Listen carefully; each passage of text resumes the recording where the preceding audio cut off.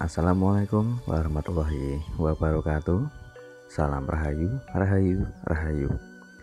Jumpa lagi dengan saya di channel Yumadi Seluler Tutorial. Di kesempatan kali ini ada handphone Realme C21 dengan kondisi LCD-nya gambarnya hilang setengah, teman-teman. Yang setengah keluar gambar, tapi yang setengah lagi itu atau separuhnya hanya blank warna hitam semua. Jadi separuh hitam, separuh keluar gambar. Ini handphone sengaja sudah saya bongkar. Awalnya saya pengecekan dulu, teman-teman, karena awalnya itu mati total.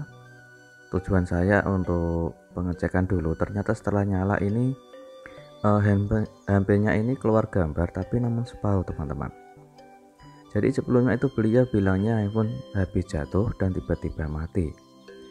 Tidak sengaja saya coba untuk tidak merekamnya karena untuk pengecekan dulu, ternyata tiba-tiba handphonenya saat nyala LCD-nya hanya gambarnya keluar separuh saja. Dan ini saya sengaja saya coba untuk siapkan dulu LCD yang baru. Ini adalah LCD yang baru Y8 ya, teman-teman, bukan Incel, bukan pula merek lain. Dan ini adalah bentuk dari fleksibel merek Y8. Bentuk dari fleksibelnya kita cek dulu, teman-teman. Perhatikan, untuk di bagian fleksibel ini kalau menurut saya, meskipun LCD KW atau LCD lokal yang bukan original, tapi kalau menurut saya itu cukup lumayan bagus, teman-teman. Karena di bagian fleksibel ada pelindung anti ground seperti logam tembaga.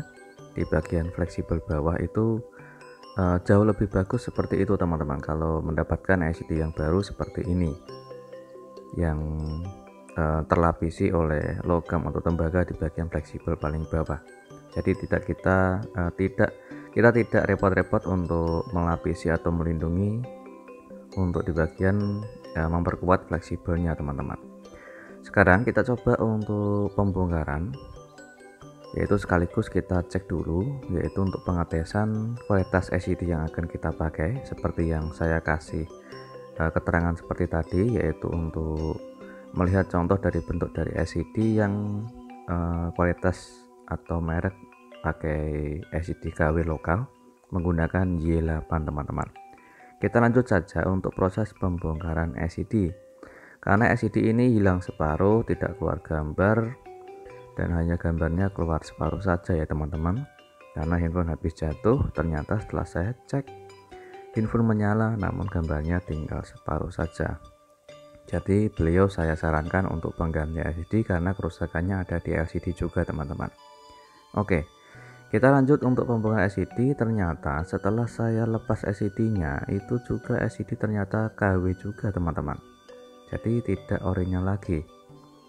Setelah kita bersihkan dari sisa lem dan juga serpian kaca yang masih nempel di bagian frame, kita lanjut untuk proses pengecekan kondisi fleksibel ini.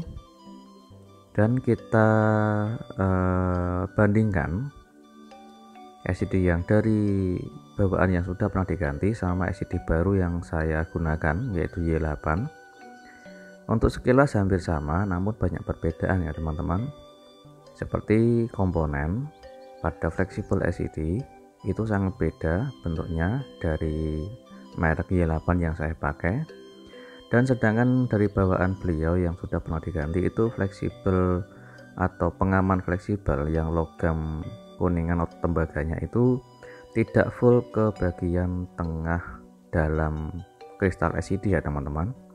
Untuk merek Y8 ini untuk pelindung tembaga fleksibel LCD-nya itu tembus sampai ke dalam lipatan fleksibel paling bawah yang menuju ke kristal LCD, teman-teman.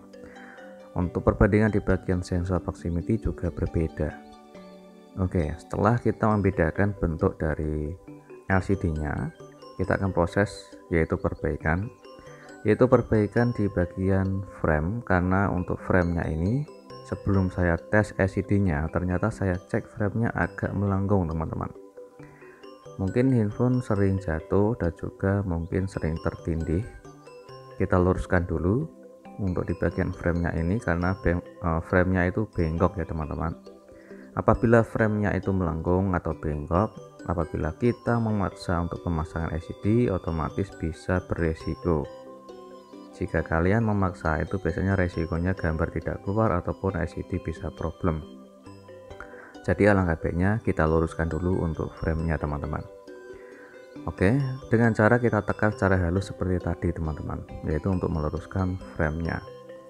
Setelah frame kita pastikan sudah kembali lurus, kita lanjut untuk proses menyiapkan LCD dan kita pasang LCD ke frame sebelum kita pengeliman. Kita pasang sementara untuk pengecekan dan juga pengetesan kualitas LCD ini bisa berfungsi dengan normal atau tidak sebelum terlanjur kita pasang teman-teman. Oke, kita nyalakan infonya dan kita tunggu sebentar hingga menyala sampai menu.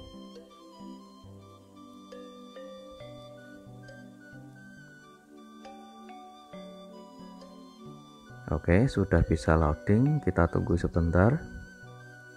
Kontras layarnya cukup lumayan cerah kalau menurut saya teman-teman, tapi belum kita memastikan untuk infonya sudah bisa menyala sampai menu. Oke, ini infonya sudah menyala sampai menu dan perhatikan untuk kontras layar LCD nya kita coba untuk cerahkan dulu kontrasnya dan kita redupkan. Untuk kontras layar bisa diredupkan dan juga bisa dicerahkan ya teman-teman. Untuk kecerahan full seperti ini kualitas LCD-nya dan gambarnya seperti ini teman-teman. Jadi kalian bisa membedakan antara LCD yang masih original bawaan sama LCD yang sudah pernah gantian.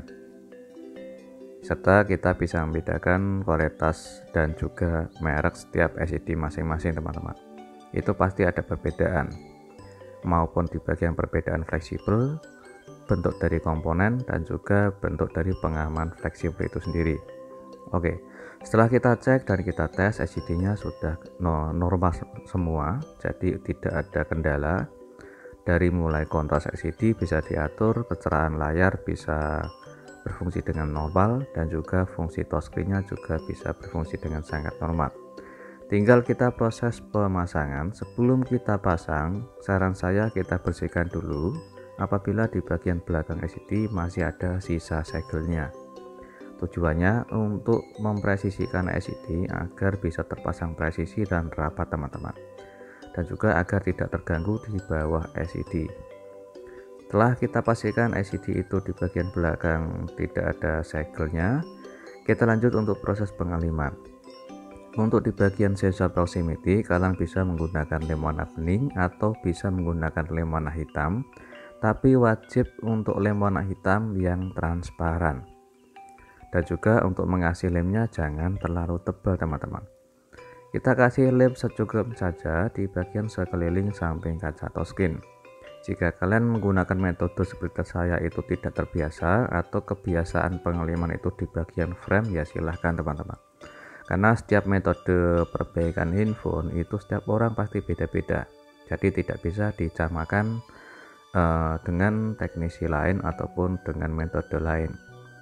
Kita lanjut untuk proses melepas plastik stiker LCD yang baru sambil kita menggunakan tablet glass atau anti gores. Tujuannya untuk memperkuat layar LCD-nya.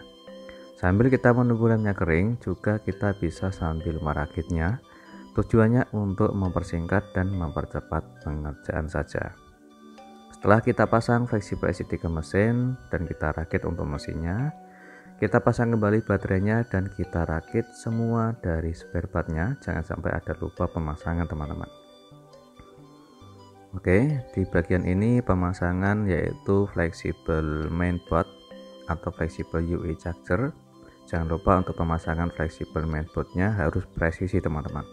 Kalau pemasangan fleksibel mainboard ke UE board charger itu tidak presisi, itu bisa menyebabkan ada gagalnya fungsi seperti mikrofon, charger tidak bisa berfungsi, dan juga audio atau speaker ataupun buzzer dari speaker itu sendiri teman-teman. Jadi untuk fleksibel mainboard harus benar-benar presisi. Kalau belum presisi jangan dipaksa. Kalau gagal pemasangan biasanya charger tidak bisa berfungsi ataupun audio yang bisu teman-teman. Sebelum kita rakit total, kita bersihkan dulu di bagian lensa modul kameranya. Jika kotor atau kena debu, kita bersihkan dulu, baru kita pasang backdoornya teman-teman. Setelah pasang, kita lanjut untuk pengecekan, yaitu menyalakan handphonenya. Untuk memastikan kondisi LCD ini masih menyala atau tidak, setelah kita rakit, jika sudah menyala LCD-nya, sambil kita gunakan gelang karet juga penjajah seperti ini untuk proses pemasangan merapatkan LCD-nya. Selang beberapa menit kemudian LCD-nya sudah kering untuk pengaliman pemasangan LCD. Hasilnya seperti ini teman-teman. Hasilnya rapi, alhamdulillah presisi, dan juga sudah perbaikan frame yang melengkung atau bengkok sudah kita luruskan.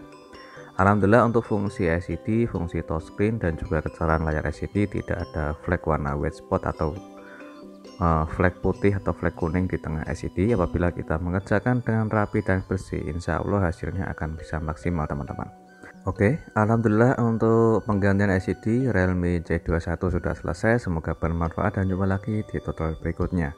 Assalamualaikum warahmatullahi wabarakatuh.